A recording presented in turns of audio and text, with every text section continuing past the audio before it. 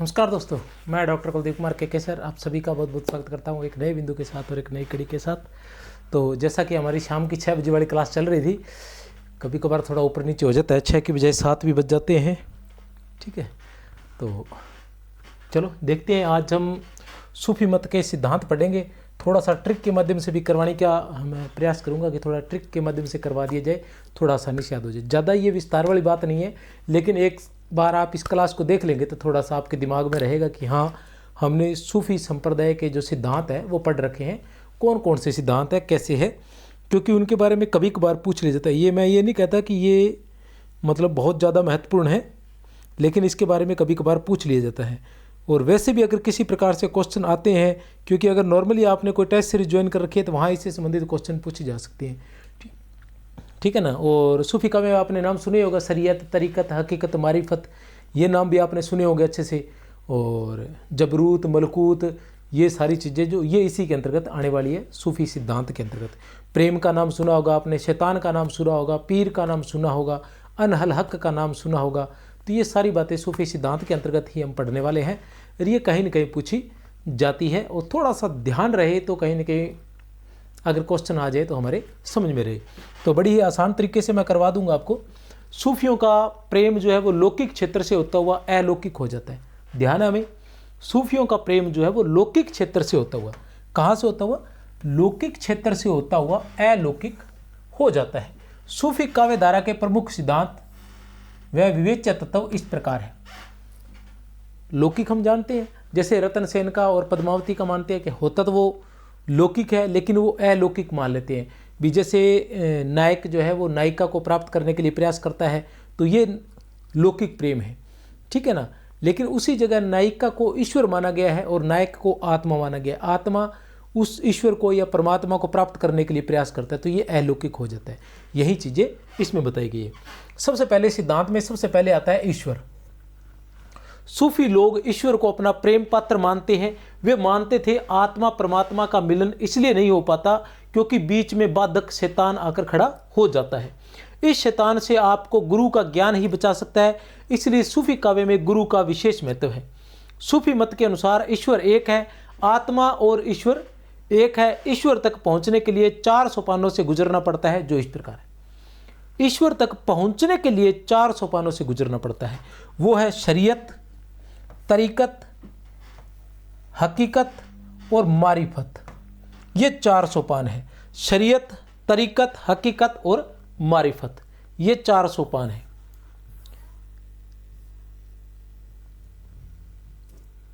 शरीयत, इसको कर्मकांड भी कहा गया है।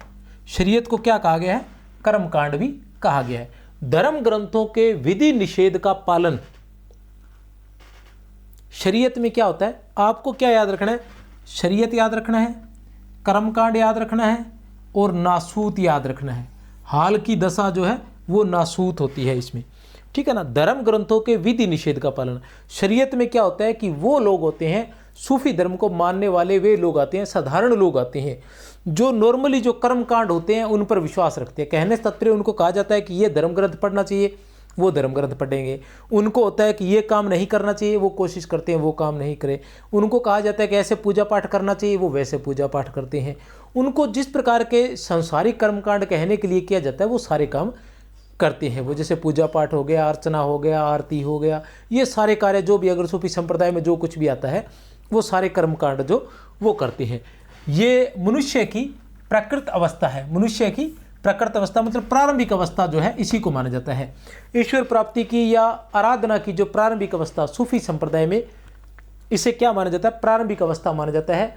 इसके जो अनुयायी होते हैं, मतलब इस शरीयत वाले जो लोग होते हैं प्रारंभिक अवस्था में, ठीक है ना, तो जो लोग सिर्फ कर्म कांडों पर विश्वास रखते हैं वो शरीयत के अंतर्गत आते हैं। और हाल की दशा क्या होती है इसमें? नासूत होती है। हाल की दशा को क्या कहते हैं? नासूत कहते हैं। फिर आता है तरीक़त। तरीक़त को हम उपासना कांड कहते हैं। इसमें क्या है कि शुद्ध भाव से उपासना हो जाती है। बाहरी कर्म कांडों पर ज़्यादा ध्यान नहीं दिया जाता, वास्तव में क्या उपासना की जाती है। क्योंकि जैसे हम कहते हैं ना कि कुछ लोगों को आपने देखा होगा, अब सूफी संप्रदाय के बारे में तो क्या करते हैं, ज़्यादा सूफियों से संपर्क है नहीं, लेकिन अपने जैसे नॉर्मली अपने समाज के अंदर हम देखते हैं कि नॉर्मली हम सुबह सुबह पूजा पाठ कर रहे होते हैं तो साथ में हम अगरबत्ती आदि कर रहे होते हैं, साथ में हम बात भी कर रहे होते हैं कि हाँ हाँ वो काम हो गया, बीच में हम फ़ोन भी उठा लेते हैं, तो ये नॉर्मल कर्म कांड हो जाता है। और वास्तव में उपासना कांड की जब चाहे फ़ोन आ रहा है, जब हम आरती या आराधना कर रहे हैं तो फिर हम किसी बात का हमें ध्यान नहीं रहता है, अदर चीज़ों पर हमारा ध्यान नहीं रहता, तो वो उपासना कांड में आता है। बाहरी क्रियाकलापों से परे हृदय की शुद्धता पर बल दिया जाता है कि ज़्यादा कर्म कांडों पर न देकर सिर्फ हृदय की शुद्धता पर बल दिया जाता है। हाल की दशा इसमें मलकूत होती है। हाल की दशा क्या कहलाती है? इसमें मलकूत कहलाती है। मारिफत, मारिफत को क्या कहते हैं? सिद्धावस्था। मारिफत में क्या होता है? सिद्धावस्था। साधक की आत्मा परमात्मा में लीन हो जाती है, आत्मा के परमात्मा से मिलने की सभी बाधाएं दूर हो जाती हैं। हाल की दशा इसमें क्या कहलाती है? जबरूत कहलाती है। हाल की दशा इसमें क्या कहलाती है? हाल की दशा इसमें जबरूत कहलाती है।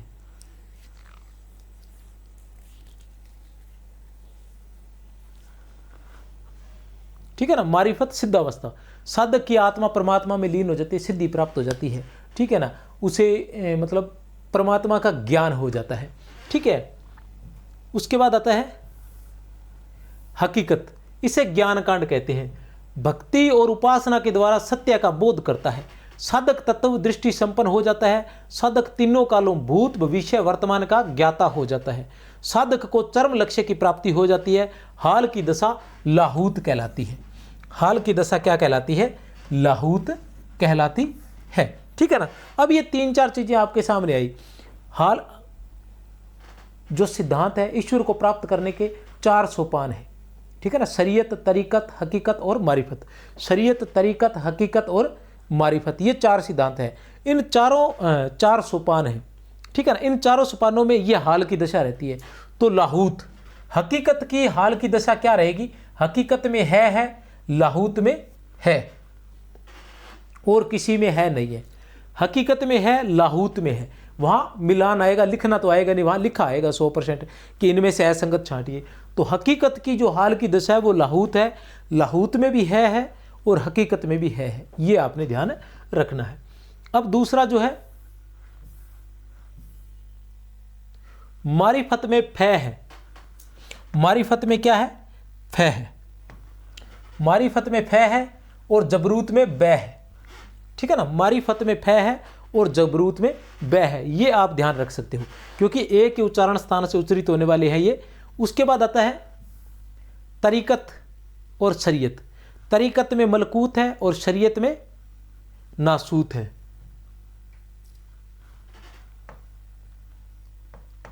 ठीक है ना। ये हमें ध्यान रखना है। शरीयत, नासूत, तरीकत, मलकूत।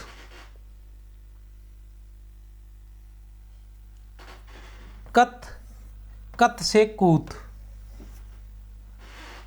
कत से कूत। और शरीयत तय और खाली तय, नासूत। ठीक है ना। यह और सैवल लाइन का आप लगा सकते हो। वैसे इसको छोड़ दो तो बचा हुआ क्या रह जाएगा? शरीयत का नासूत बच जाएगा। यह पहला आपको याद रखना है कि शरीयत का क्या है? नासूत है। बाकी आपको तरीकत का क्या है? मलकूत, कत और कूत। ठीक है ना। हकीकत का लाहूत, है वाला हो गया। और मारिफत का फै और बै, जबरूत। इस तरह से आप इसको याद रख सकते हैं।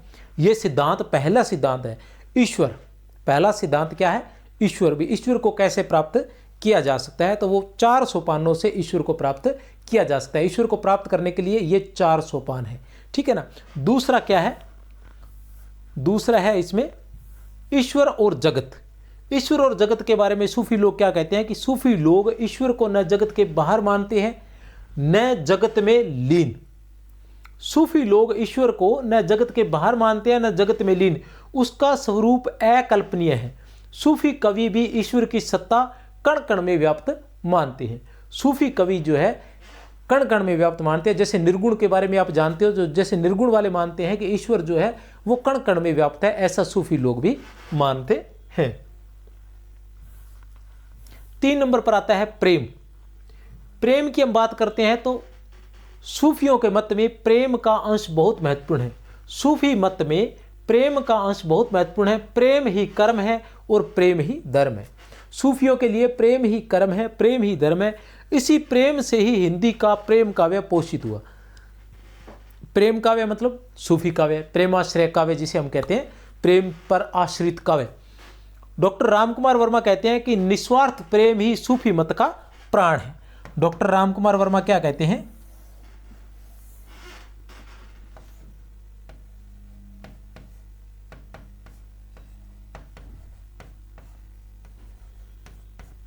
निस्वार्थ प्रेम ही सूफी मत का प्राण है। निस्वार्थ प्रेम ही सूफी मत का प्राण है। जायसी भी पद्मावत में लिखते हैं, जायसी क्या लिखते हैं पद्मावत में कि सपनावती विक्रम दशा प्रेम के 12। अच्छा ऐसा है ये, विक्रम दशा प्रेम के 12,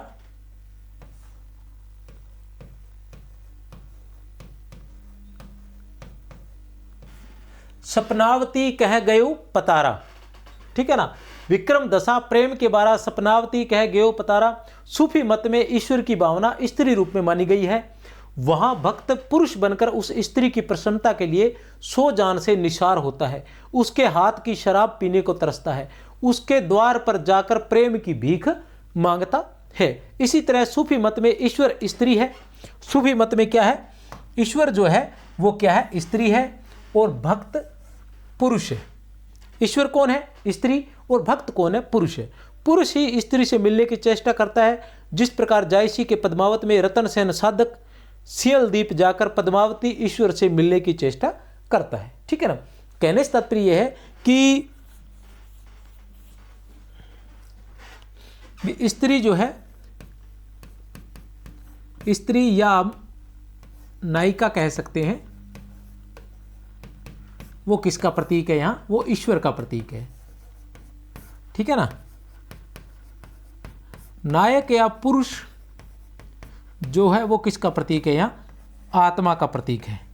और यहां ईश्वर की बजाय हम इसको क्या लिख देंगे? थोड़ा सा अगर परमात्मा लिख देंगे तो थोड़ा हमारी ट्यूनिंग ठीक बैठ जाएगी, आत्मा और परमात्मा। अब लौकिक प्रेम क्या हो जाता है? इनमें हम रख लेते हैं, यहां पद्मावत रख लेते हैं और यहां हम रतन सेन रख लेते हैं। अब रतन सेन क्या है? जब पद्मावती से मिलने की चेष्टा करता है, हर संभव प्रयास करता है, तो ये क्या होता है? ये होता है लौकिक प्रेम। ठीक है ना, लेकिन ये लौकिक प्रेम ना मानकर यहां रतन सेन को क्या माना गया? किसका प्रतीक? आत्मा का प्रतीक या साधक का प्रतीक माना गया है। ठीक है ना, तो जो आत्मा है वो पद्मावती अर्थात नायक परमात्मा से मिलने के लिए, तो वो बताते हैं कि कितनी भी बाधाएं क्यों ना आए, ठीक है ना, परमात्मा से मिलने के लिए हमें प्रयास करने ही पड़ते हैं। बाधाएं चाहे कितनी भी हो, अगर आप वास्तव में परमात्मा से मिलना चाहते हैं तो परमात्मा से आपका मिलन अवश्य होता है। तो इनके जो सभी जो गाथाएं हैं वो लगभग मतलब जिसमें नायक नायिका का मिलन अवश्य होता है। अर्थात कहने से तात्पर्य है कि विभिन्न बाधाओं के बाद अगर आप हार नहीं मानते हैं तो आपको परमात्मा की प्राप्ति अवश्य होती है, आत्मा जो है वो परमात्मा से मिल जाती है। यही इनका अलौकिक प्रेम है। शैतान और पीर, शैतान और पीर, 4 नंबर पर इनका सिद्धांत जो है वो शैतान और पीर का है। क्या है कि सूफी मत में माया तो नहीं है, सूफी मत में माया तो नहीं है। माया जो निर्गुण काव्य में माया है वो माया यहाँ नहीं है, लेकिन यहाँ कौन है? शैतान है। यहाँ कौन है? शैतान है।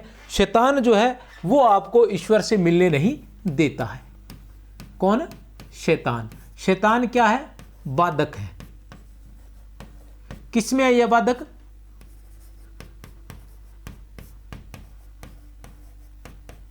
आत्मा परमात्मा के मिलन में। ठीक है ना, आत्मा के परमात्मा से मिलन में बाधक कौन है? बाधक है हमारे सामने शैतान। अब जब शैतान बाधक है तो हम क्या कर सकते हैं? उससे, उस बाधा से हमें मुक्ति कौन दिला सकता है या बाधा को दूर कौन कर सकता है? तो उस बाधा को दूर कर सकता है पीर। कौन दूर कर सकते हैं? पीर अर्थात गुरु। गुरु अर्थात पीर दूर कर सकते हैं। जैसे पद्मावती में कहा है ना, गुरु सुआ जही पंथ दिखावा, बिन गुरु जगत को निर्गुण पावा। बिना गुरु के संसार जो है वो निर्गुण है। तो पीर जो है वो आपको इस शैतान से वह आपको वह ज्ञान देता है कि जिस ज्ञान के माध्यम से आप उस शैतान या उस बाधा पर विजय प्राप्त कर सकते हैं या उस बाधा को दूर कर सकते हैं, ठीक है ना, और आत्मा जो है परमात्मा से मिलन कर सकती है। इसलिए इसमें जो है सूफी काव्य में गुरु का उतना ही महत्व है जैसे निर्गुण काव्य में जितना, वैसे तो पूरे संसार में जितने मर्जी काव्य हो, जो मर्जी काव्य हो, सभी काव्य में गुरु का महत्व है, लेकिन निर्गुण काव्य में गुरु का बहुत अधिक महत्व बताया गया। उसी तरह सूफी काव्य में भी गुरु का बहुत अधिक महत्व बताया गया है। उसके बाद है जीव। सूफियों में जीव जो है, जीव के बारे में क्या विचारधारा है? कुरान में ब्रह्म जीव का संबंध सेवक और स्वामी का है। सूफियों ने वेदांतियों की भांति जीव को ही ब्रह्म माना है। कुरान में तो क्या है, जैसे यहाँ सगुण में होता है, ब्रह्म जीव का संबंध कैसा है? सेवक और स्वामी का है। सॉरी, उल्टा हो गया। ब्रह्म क्या है? स्वामी है और जीव क्या है?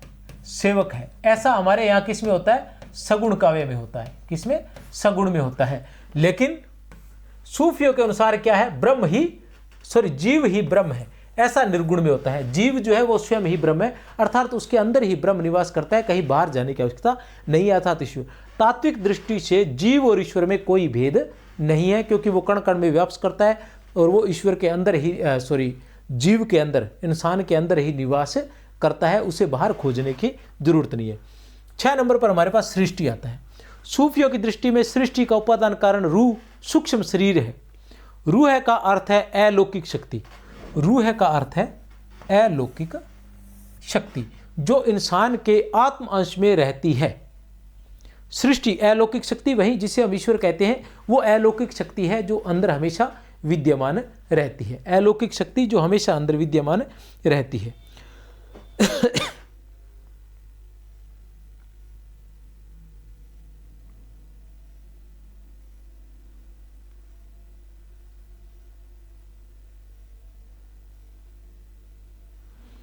जो इंसान के आत्मंश में रहती है। सृष्टि के सभी अंग अल्लाह के अंग प्रत्यंग की झलक है।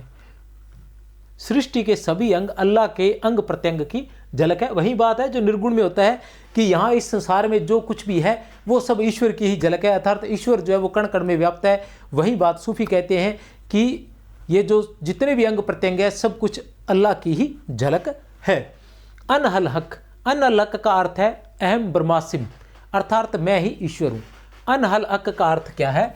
कि मैं ही, अनहल हक का अर्थ है कि मैं ही ईश्वर हूं, मैं ही ब्रह्म हूं। इस अनुभूति के लिए साधना की आवश्यकता पड़ती है और यह विरह भावना के बिना संभव नहीं है। ठीक है ना? अनहल हक एम ब्रह्मासी, मैं ही ईश्वर हूं, यह मानने के लिए किसकी आवश्यकता पड़ती है? साधना की आवश्यकता पड़ती है। आप साधना करेंगे तभी ऐसा महसूस हो पाएगा कि आप ही ब्रह्म हैं। और उसके लिए विरह भावना, सूफी काव्य में विरह भावना का बहुत अधिक महत्व है। सूफी काव्य में विरह भावना का बहुत अधिक महत्व है कि जब आत्मा परमात्मा के वियोग में तड़फेगी तभी वो आत्मा परमात्मा को महसूस कर पाएगी। यही एक साधन है। विरह जो है वही एक साधन है कि जब वियोग होता है तभी परमात्मा का प्रेम जो है वो महसूस होता है। और जितना आप विरह में तड़फेंगे उतना ही परमात्मा आपको परमात्मा से आपका मिलन जो है वो नज़दीक होता जाएगा, या जल्दी ही परमात्मा के दर्शन आपको होंगे, या आत्मा जो है वो परमात्मा में मिल जाएगी। तो विरह को जो है सूफियों के अंदर बहुत अधिक महत्व दिया गया है। प्रेम को भी महत्व दिया गया है और विरह को भी महत्व दिया गया है। बाकी जो ये सिर्फ सिद्धांत है, सिद्धांत के बारे में बताया गया है। इसके बाद हम प्रवृत्तियां पढ़ेंगे तो सूफी काव्य संपूर्ण जो है क्लियर हो जाएगा, उसकी सभी विशेषताएं जो है वो सभी के सभी क्लियर हो जाएंगी। ठीक है, ये थे सूफी काव्य के सिद्धांत। तो आशा करता हूँ क्लास पसंद आई होगी। इसी के साथ कोई समस्या हो तो 63 पर आप मैसेज कर सकते हैं, और फ़ोन करने पर कोशिश करता हूँ मैं वापस कर लेता हूँ 63 771 24 802। ठीक है।